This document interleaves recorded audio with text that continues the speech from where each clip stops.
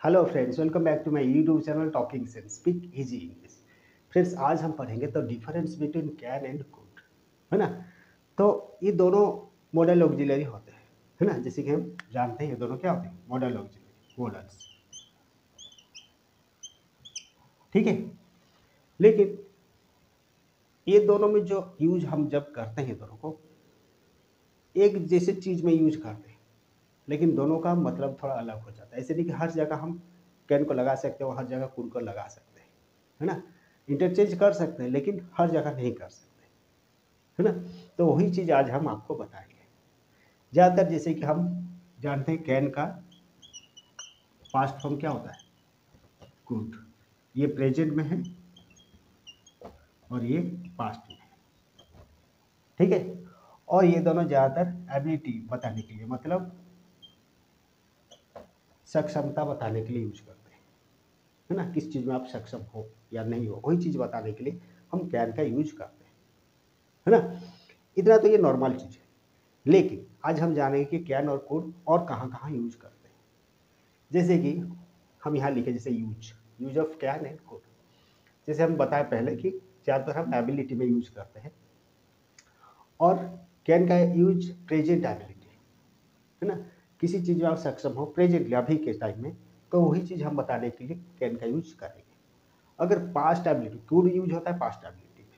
कैसे? मतलब पास्ट में, अतीत में आप किस काम में आप सक्षम थे, वही चीज़ बताने के लिए आप अगर बता रहे हो तो वहाँ आप कुड का यूज करते हो। फॉर एग्जाम्पल, जैसे आई ब्लैंक स्विम, और यहाँ दिया आई blank swim when I was 5, ठीक है। अगर हम जनरली ऐसे बोलेंगे, ये आई कैन स्विम मतलब मैं तैर सकता हूँ, और ये वाला I could swim when I was 5, जब मैं 5 साल का था तभी से मैं तैर सकता था, ठीक है। तो ये पास्ट का एबिलिटी आपको बता रहा है, तो यहाँ हम यूज किया I could swim when I was 5।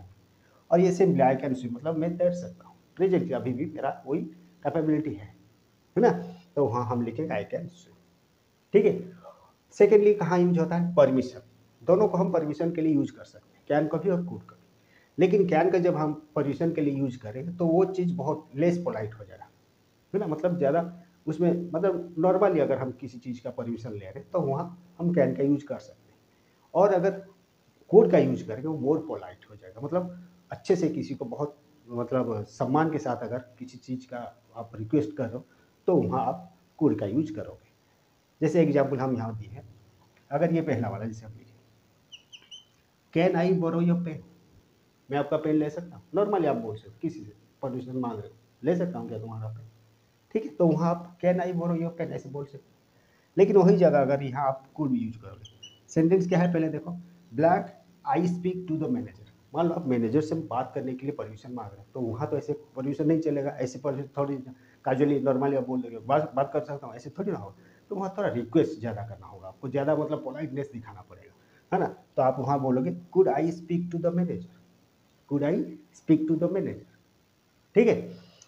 फिर आ गया रिक्वेस्ट। रिक्वेस्ट कहाँ, अगर किसी चीज़ के लिए हम रिक्वेस्ट कर रहे हैं, है ना, तो वहाँ अगर कैन का यूज करें तो वहाँ भी वही वो लेस पोलाइट होगा, अगर कुड का यूज करें वो मोर पोलाइट हो जाएगा, ठीक है। देखो एग्जाम्पल, ये वाला